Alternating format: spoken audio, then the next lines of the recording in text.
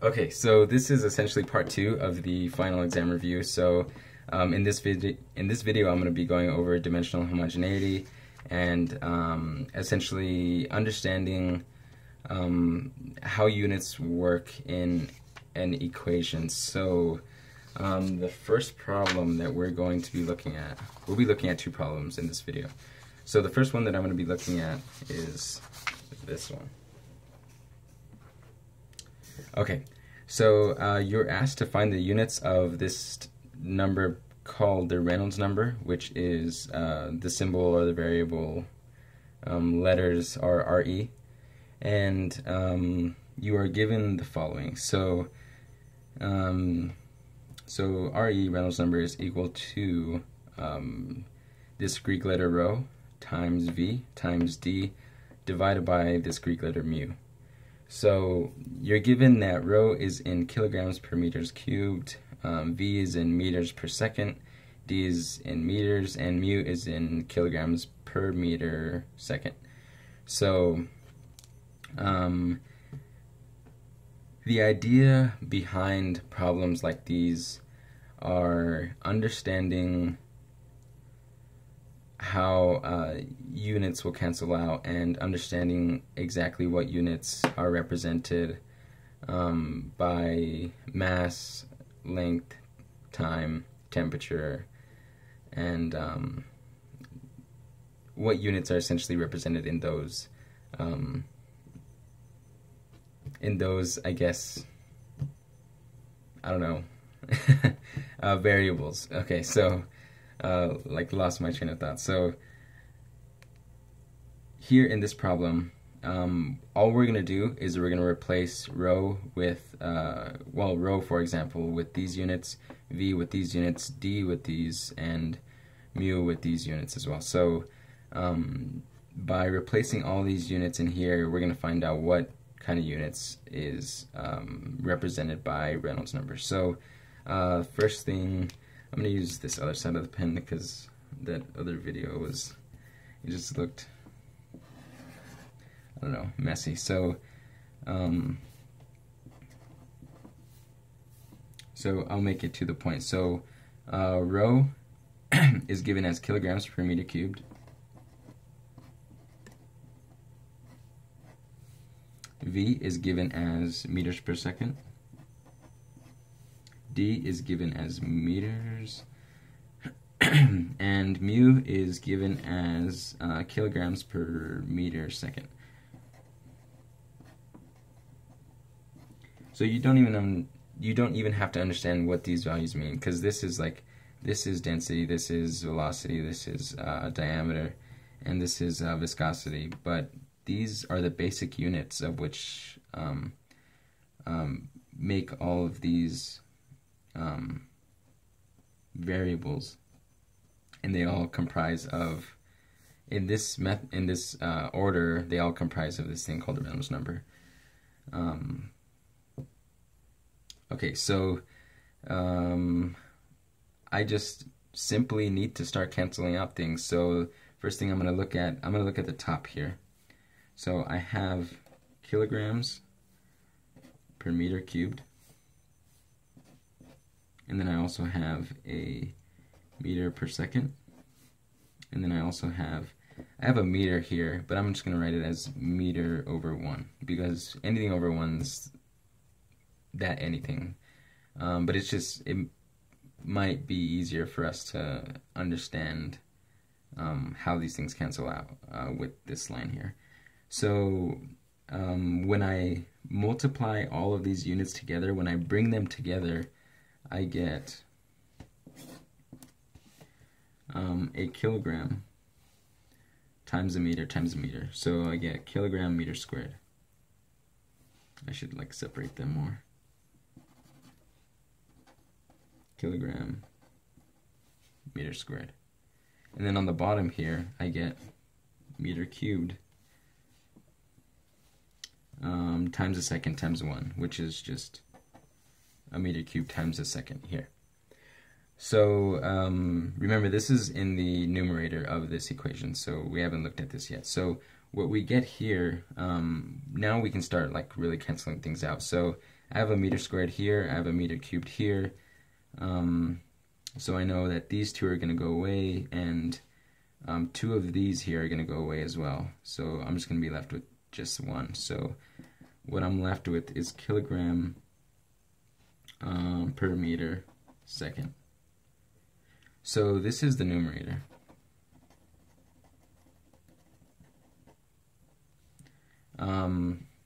The denominator of this equation is represented as mu, which is kilogram per meter times second, or per meter per second, I guess.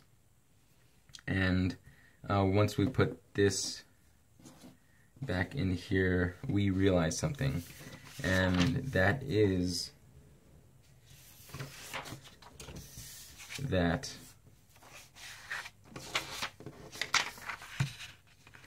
I'm just going to take this off. That is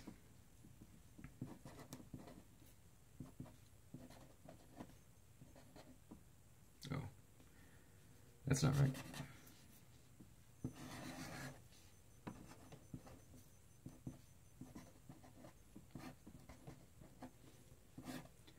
That we have the same thing on the top as we do on the bottom. So that essentially means we have a kilogram on top, we have a kilogram on the bottom, we have a meter second on top, we have a meter second on the bottom. So that means that Reynolds number is essentially, or not essentially, it is unitless. It has no units.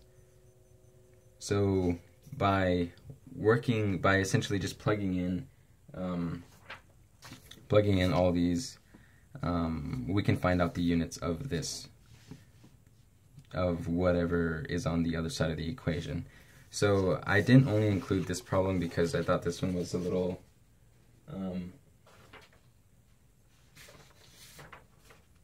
it's kind of a little bit like one-time situation kind of things. So that's why I wrote this problem as well. So excuse me. So this this problem 3 says given the Darcy-Weisbach equation for any energy losses in piping systems, which to us this means nothing right now. So we're asked to find the units for the variable f in the equation given the following. So this Darcy-Weisbach equation is represented as h of L is equal to f times L times v squared all over d times 2 times g. So what we're given is all of these units, and we need to find what units are represented for f. So what units, what we're asking essentially is what units does f contain that make this side of the equation meters, what unit does it have that make h of L equal to a unit of distance satisfied? So to do that, we pretty much do the same thing that we did in the other problem. So so all I'm going to do is I'm going to substitute these units in for these the respective locations in this equation. So what I have is m is equal to, let's see, m is equal to f, what we don't know, times L times v squared. L is in meters, V is in meters per second, and remember this is squared here, and that's divided by D, which is in meters. This 2 here is a constant, so therefore it is, it's kind of ugly, it is unitless. So a constant has no units, so we can ignore it for now. So so d times something unitless times g, which is in meters per second squared. Okay, so we're pretty much going to do the same thing as we did in the last problem. We're just going to cancel a bunch of stuff out. We're going to see what's left, and then we're going to rule as to what units this f contains. So you can start crossing things out immediately. So the first thing that I see, the first thing that you probably see, is this meters here, right? So a meter divided by a meter is 1, which is essentially, you can cross them out. And I want to expand this here, so I want to distribute this squared into this meter per second. So the way I'm going to do that, I'm just going to rewrite everything as meters times f. And this is rewritten as meters squared divided by seconds squared. So you distribute this to, you probably, I mean, you learned this in your other math, but your earlier math, but you distribute this into here. And this is only when you're dividing or multiplying. If there was a plus or minus here, you couldn't do that. So, and then you still have meter per second squared on the bottom. Okay, so in case there's any confusion about how to cross things out, I can write it in this way as well.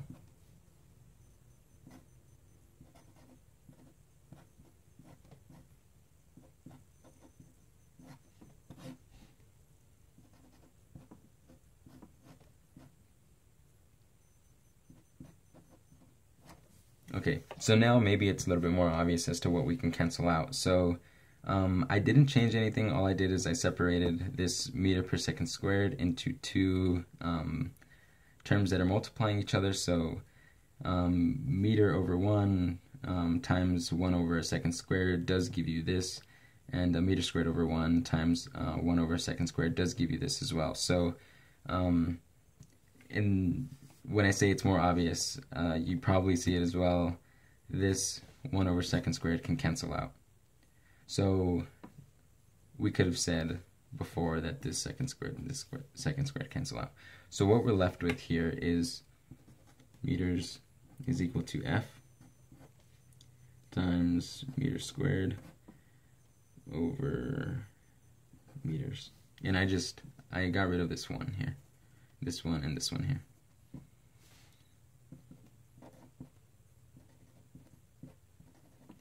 So obviously here I can cancel out this meter with one of these meters, and I'm left with, as a total, meter is equal to f times meter. So if I rewrite this here,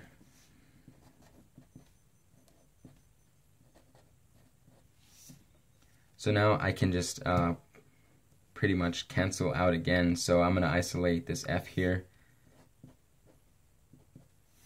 I'm going to take this m to the other side by dividing it. So I'm going to have m divided by m, and I'm going to end up with 1. But 1, like I said before, here, any number is just unitless in terms of looking at units. So a number doesn't have an assigned value, it doesn't have an assigned unit. They're values essentially. So it does turn out that f is unitless as well. So this problem could have worked out differently had you been asked to find h of l, because then but you would have had to have been told that f is in fact unitless, and therefore you would have had this essentially, but you would have had nothing here. and then we wouldn't know what this is. And by crossing all this stuff out, you would in fact end up with meters. Okay, so that pretty much concludes the dimensional homogeneity part of the exam review. The last part, the last problem that I'm going to be going over is resultant force magnitudes and corresponding directions. So finding all this stuff. So this is the problem. I don't know exactly how long this video is right now. 15 minutes. I'll just go ahead and make another video. So in the next video, I'll go over this problem, and keep in mind that I did go over a problem a lot like this in the other exam review. So the one that's on my computer, and maybe I had a little bit more time to explain and further about how all this stuff works out, and using cosine and sine to find resultant magnitudes and or resultant vectors and things like that. So well, resultant forces and components. I couldn't find the word. I kept saying resultant. The force components like Fy and Fx. So if you're having trouble with that stuff, make sure to look at that other video if you haven't yet. And I will be going over this problem in the next video. So I will see you then.